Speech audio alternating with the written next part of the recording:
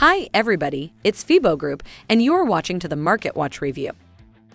Asian and European markets are generally higher on Thursday, with the single European STOXX 600 up for around 0.5%.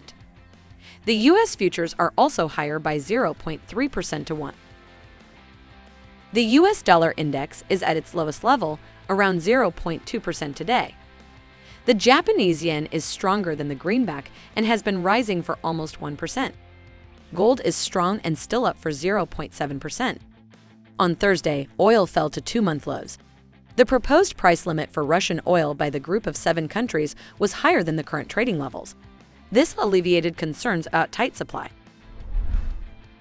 Asian Pacific market.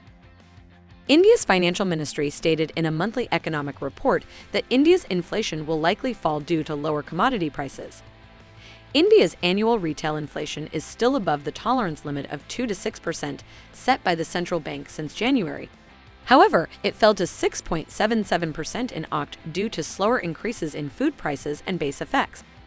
A global slowdown could also impact the country's export prospects, according to the finance ministry. Today, the Japanese yen is at its strongest and has risen for almost 1% against US dollars. It hovers around the 137.7 to 138.5 level area. The Aussie fell from its highs of 0.675 to 0.680. Market of Europe.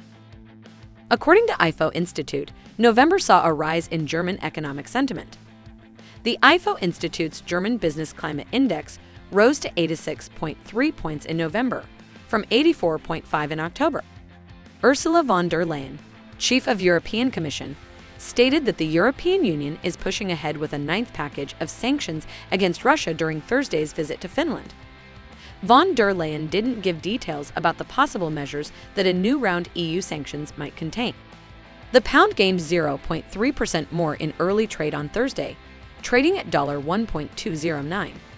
The euro gained ground against the declining greenback. Market of America.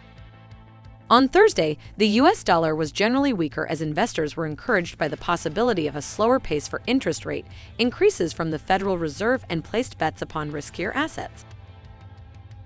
In an attempt to control the stiflingly high inflation, the Fed increased its key rate by 0.75 of a point for the 4th consecutive month. However, the U.S. consumer price data was slightly lower than expected and has raised hopes for a moderator pace of increases. The U.S. market will close on Thursday due to Thanksgiving. Liquidity will likely be lower than usual. The Canadian dollar is in a tepid state.